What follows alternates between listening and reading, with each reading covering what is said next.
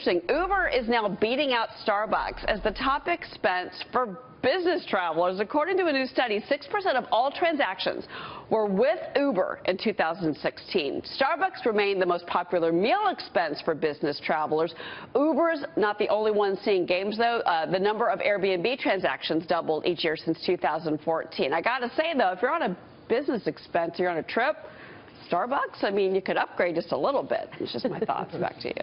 Well, I mean, I can understand coffee, but it's interesting that Uber has just taken it away from taxis, right? I mean, they've taken the market share. For sure, and Maria, we talk about it a lot. We invest in startup companies. Right. And, you know, you look at Uber, you look at Airbnb. We didn't know what these companies were a few years ago, and now we're talking about them as if they're everyday things. And this Internet of Things or Internet of Everything isn't going away. Technology is impacting everything in our lives, making our lives easier. It's disrupting industries, and it's going to continue for a lot of opportunity in startups and new technology, new ways to do things.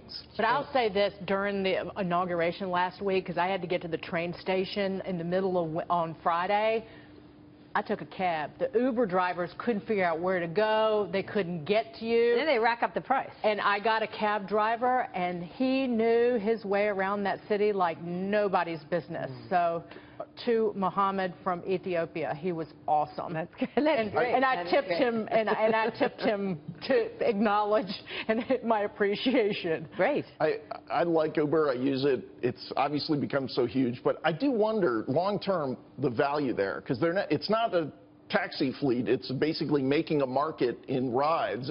Isn't that something that could be duplicated pretty easily?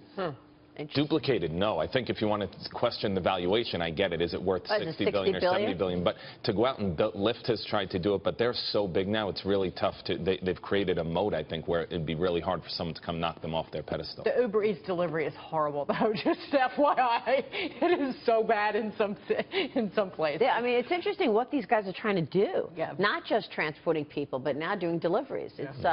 It's something to watch.